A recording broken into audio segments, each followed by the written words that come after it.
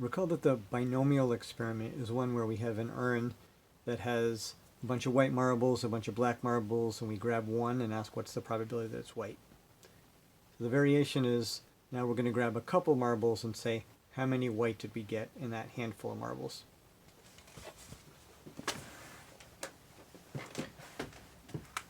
So let's say the urn contains capital N marbles.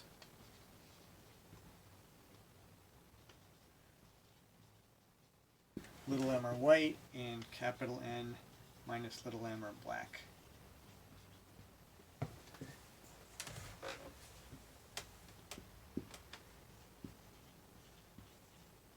Let's choose little n of them. And let's let x be the number of white chosen.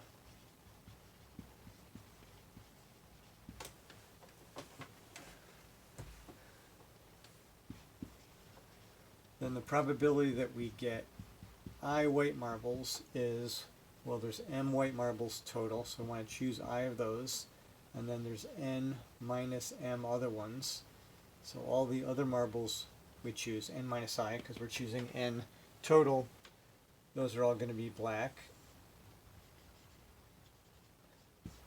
And there's n choose m ways to choose marbles.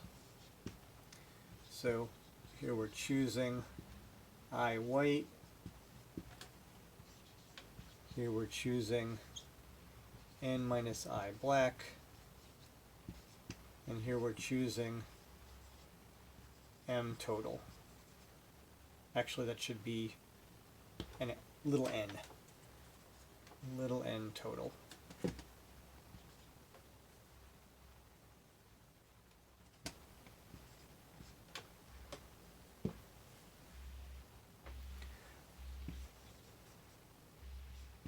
So we'll call x a hypergeometric random variable.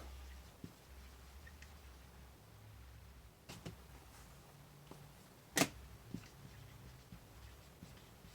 actually not that closely related to the geometric random variable. It's more closely related to the binomial random variable. But for some reason we don't call it hyperbinomial. We call it hypergeometric. Let's write x is distributed as hypergeometric. And to specify all the numbers involved, we need the number of white, number of black, and the total number we're choosing.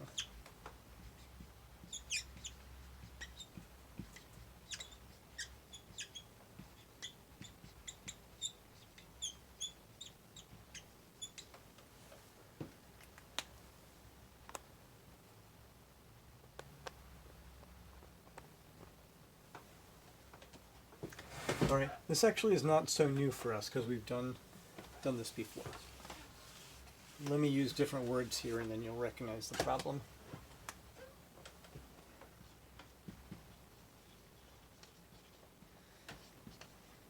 Let's choose 5 cards from a deck.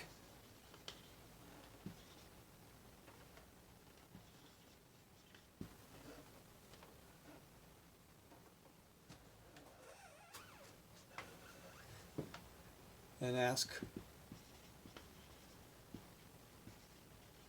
what is the probability that 3 are spades?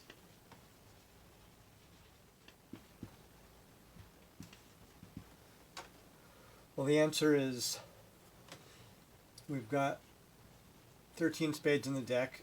We're going to choose 3 of those, and then 52 minus 13 other cards. I guess we're going to choose 2 of those, and there's 52 choose 5 ways to choose 5 cards altogether. So it's really the same formula as this.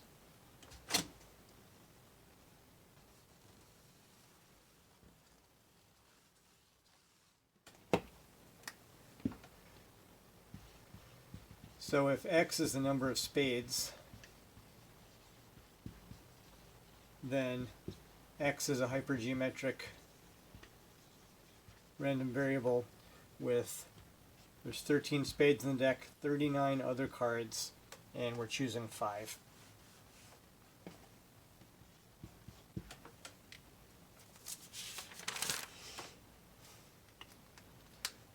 Now this is a perfectly good expression.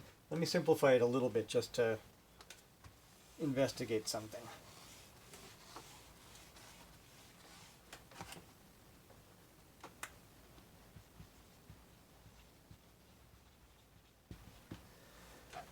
So 13 choose 3 is 13 times 12 times 11 over 3 factorial. 9 factorial will cancel most of the 13 factorial.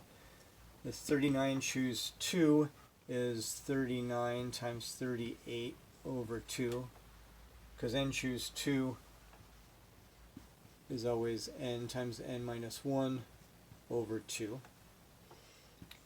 And then in the denominator we have 52, 51, 50, 49, 48 over 5 factorial.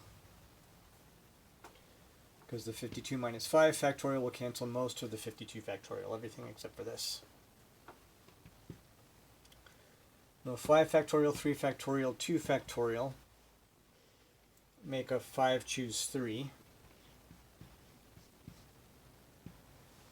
And then we have 13 times 12 times 11 times 39 times 38 over 52, 51, 50, 49, 48.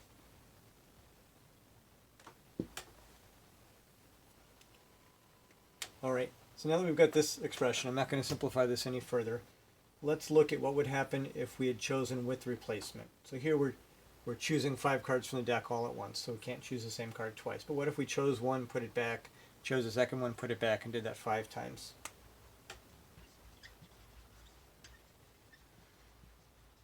Let's compare this with choosing with replacement.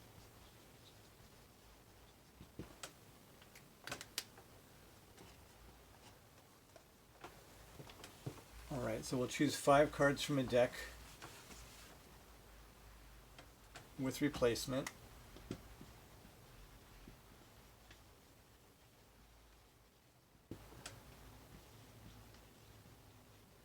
What is the probability that 3 are spades?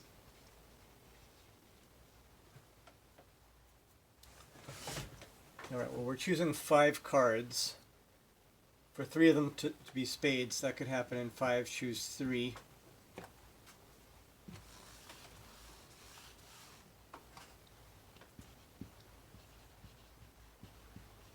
So that's which ones are spades. Then we want to succeed in getting a spade 3 times. So there's 13 spades in a deck of 52 cards. And then we want to fail and get 2 other cards that are not spades. So there's 39 other cards out of the 52.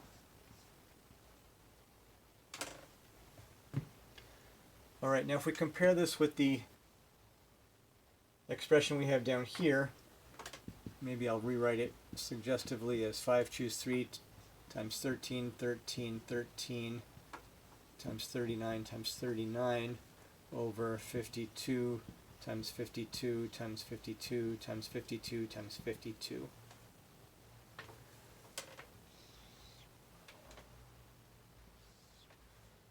So it's actually not so different from what happens down here when we're choosing with replacement. This is 13 and then that's almost 13 over 52 times almost 52 times almost 52. And then this is 39 times almost 39, and we could say that these numbers are almost 52 also. So this is not so different from choosing without replacement.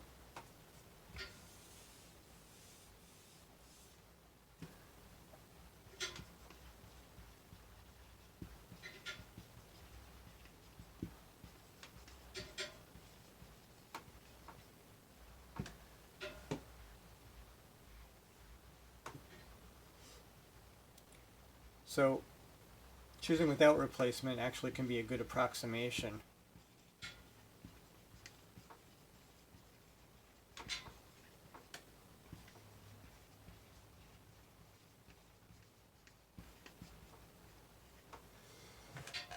It's better if capital M and little n are large.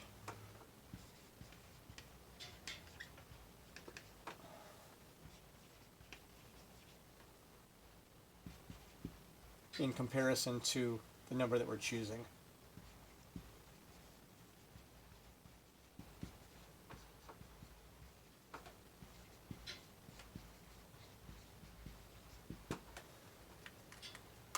All right, to be a little more precise,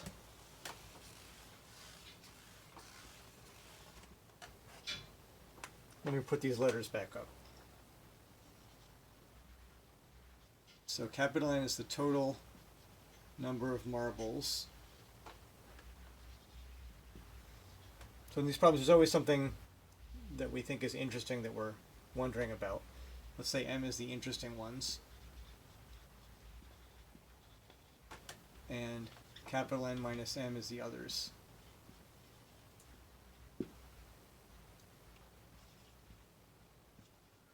Let me write P equals little m over capital N, which is the probability of getting an interesting one with just one try, or the fraction of interesting elements.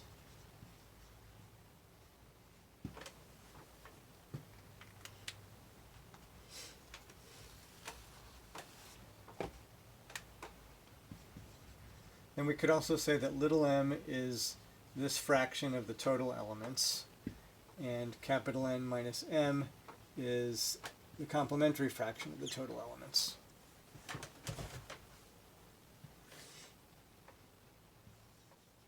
So the limit as capital N approaches infinity of the hypergeometric distribution with this many interesting elements, this many other elements, and n choices is just the binomial distribution with probability. Actually, we usually put the trials first here. N trials and probability P of success.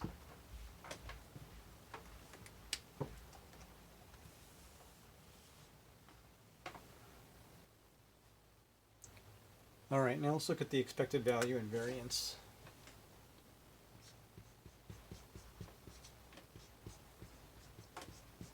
Of x, which is hypergeometric.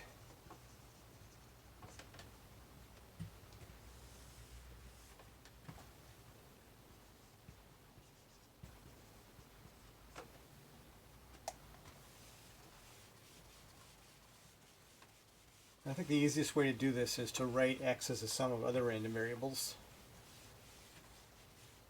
that tell us what's happening with each choice of something from the urn.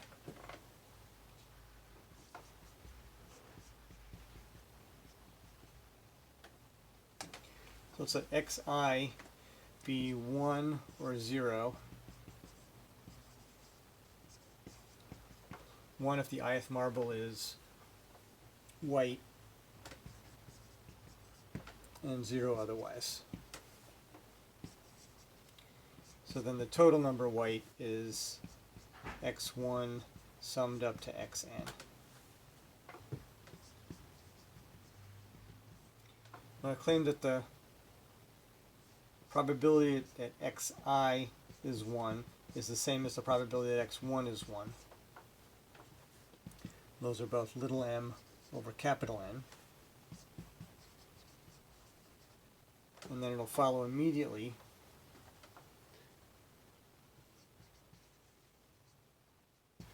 that the expected value of xi is m over n for all I.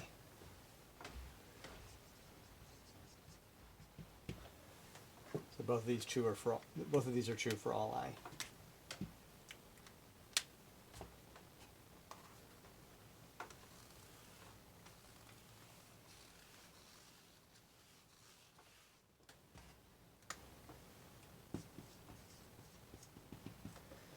Well, the probability that x1 is 1 is the probability of getting a white marble if we just choose 1.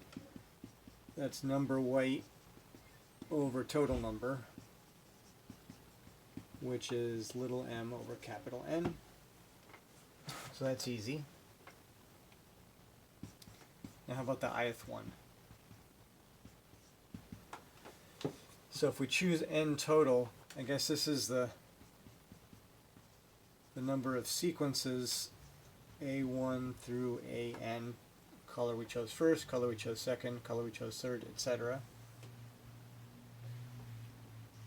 with ai white over the total number of sequences a1 through an.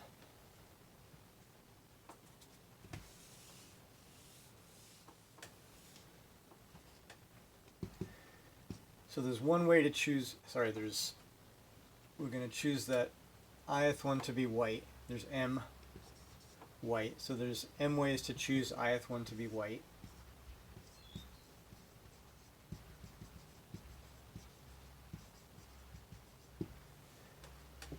And then we have n minus 1 other positions to fill in this permutation of n marbles.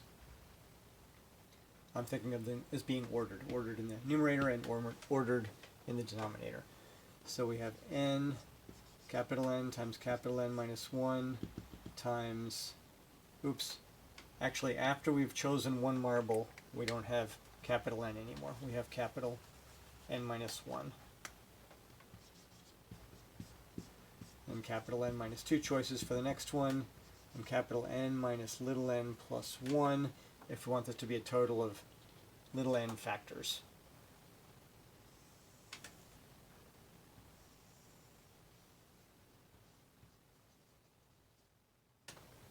So these may or may not be white. We just want that first one to be white. And then the total number of sequences is, well, where there's n choices for the first marble and n minus 1 for the second, n minus 2 for the third. And we're going to choose little n total. And then most of this fraction conveniently cancels away, leaving us with little m over n.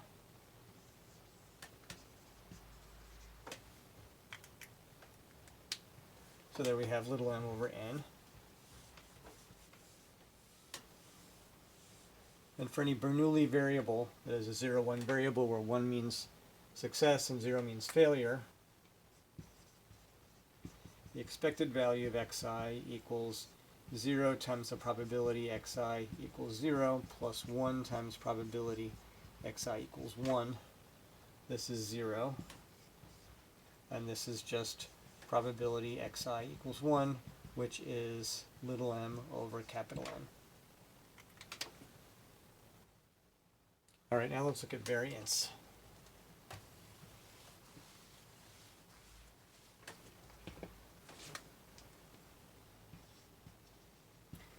Now, since variance of x is expected value of x squared minus expected value of x, the quantity squared, and I guess we know this already, because expected value of x, let's see, x is a sum of these. Oh, did I even write the, I didn't write the expression.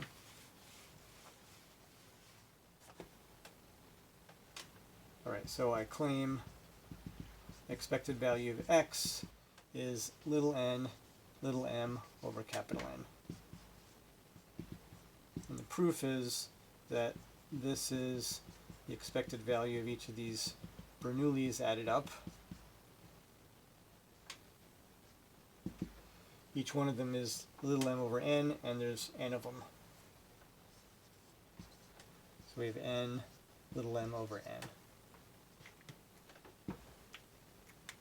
All right, now that we've got expected value, let's do variance.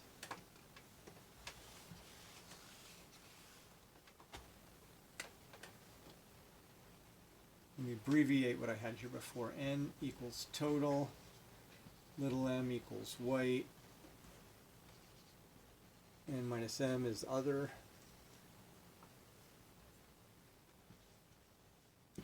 Now, since variance is expected value of x squared minus expected value of x, the quantity squared, we know this.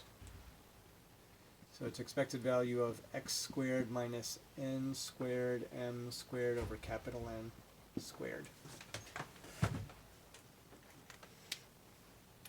All right, now let's get expected value of x squared in a couple steps.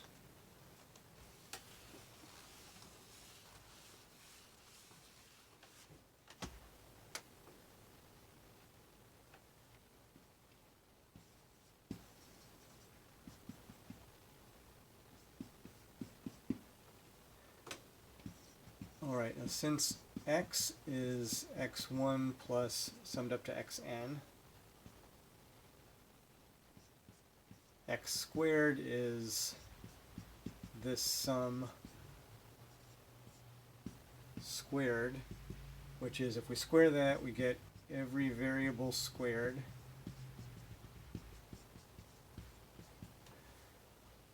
And then for every pair of variables, we get, let's see, so 2 times the sum of pairs I and j, where I is less than j, xi, xj.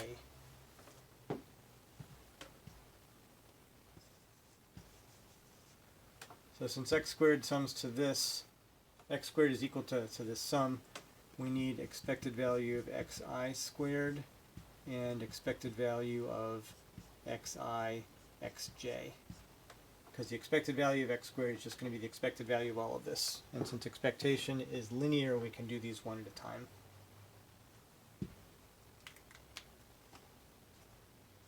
The expected value of xi squared is pretty easy. Actually, it's right here. If I just add some squares, the expected value of xi squared is 0 squared times probability that xi equals 0 plus 1 squared times probability x equals 1. Well, this is 0, of course. And then 1 squared is 1, so we just have probability that xi equals 1. So that's m over n. So let me write this someplace. Expected value of xi squared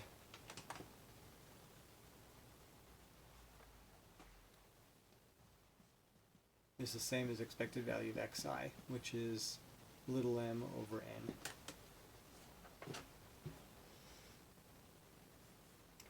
All right, so we've got all of these. Now what's expected value of xi, xj? Turns out that these are going to be all the same, independent of x, independent of I and j.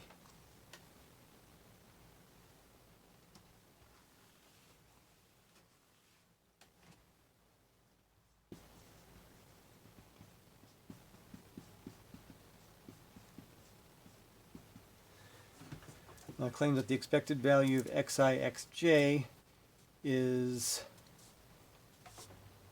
m times m minus 1 over capital N times capital N minus 1.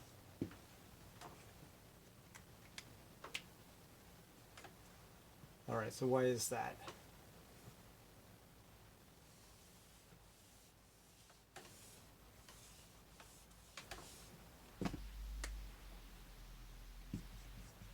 That's because the expected value of xi, xj equals 0 times the probability that xi, xj equals 0 plus 1 times the probability that xi, xj equals 1.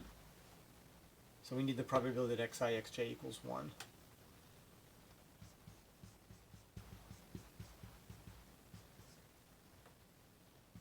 Now this is the probability that there's only way that we can get this product equal to 1. That's when xi equals 1 and xj equals 1.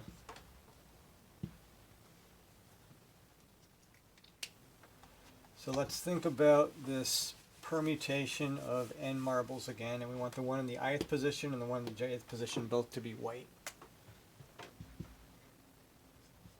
So it's the number of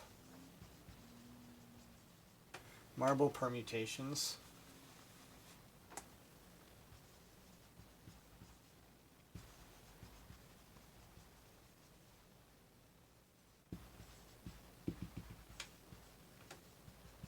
with AI and AJ white over the total number of marble permutations.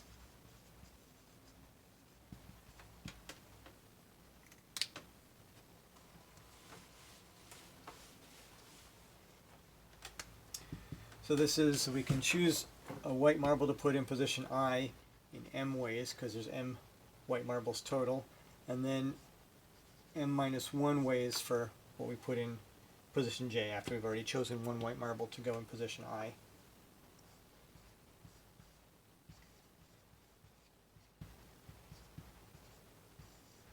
So these are what go in positions I and J. Let me write this a little more neatly.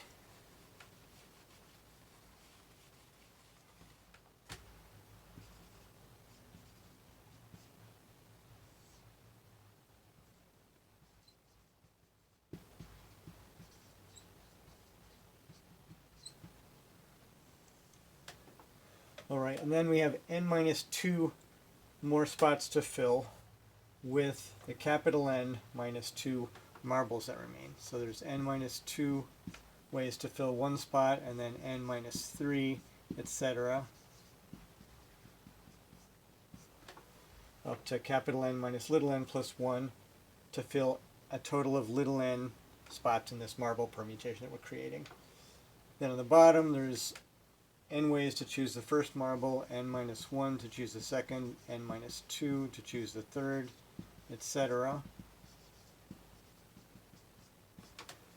And then most of this cancels, leaving us with m times m minus 1, little m times little m minus 1 over capital N times capital N minus 1.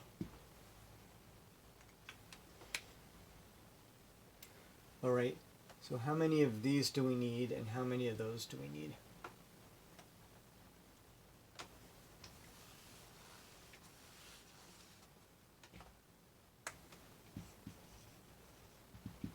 I claim that the expected value of x squared is little n over capital N plus little n minus 1 times little m minus 1 over capital N minus 1. So we need little n of these and little n times little n minus 1 of those.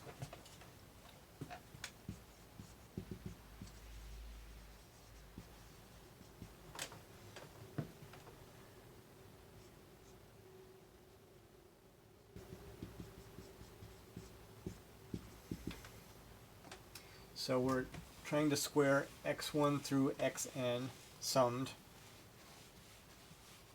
and then take the expectation of that. So this is x1 squared plus dot dot dot plus xn squared. So little n of these, that explains why we have little n times little m over capital M, which we got up there.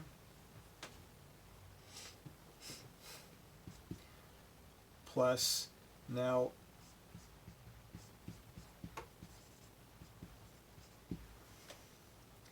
so we have these variables xi and xj. If we sum over x over I less than or equal to j, less than j, then we have to multiply by 2, because these could be x6, x2, or something like that. And if we just count, well, x6 times x2 is the same as x2 times x6. So if we want to count it just once, then we have to multiply by 2 here. If we want to compute it just once, we have to multiply by 2, because we have to include it twice here. So then how many terms are there? So there's n choose 2 terms, which is n times n minus 1 over 2. So 2 times n choose 2 is just n times n minus 1. We multiply this expression, m times m minus 1 over capital N times capital N minus 1, by n times n minus 1, and that explains where this n times n minus 1 comes from.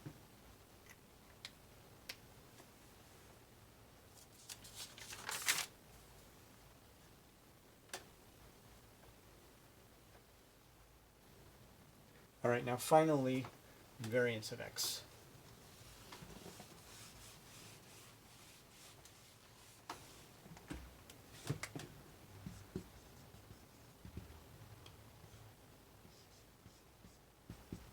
We claim that the variance of x is n times p times 1 minus p times 1 minus little n minus 1 over capital N minus 1, where I'm abbreviating p equals the fraction of white marbles in the urn.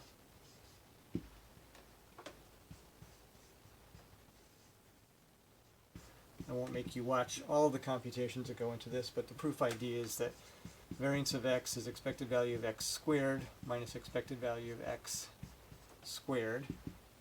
And we just said the expected value of x squared is mn over capital N plus n minus 1 m minus 1 over capital N minus 1. And we said expected value of x was little n over capital N, so minus that squared. And if we combine fractions and collect terms,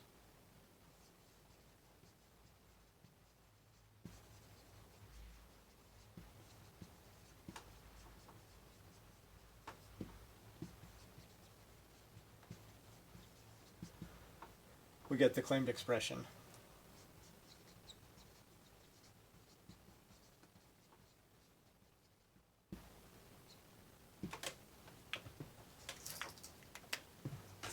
And that'll be enough for now.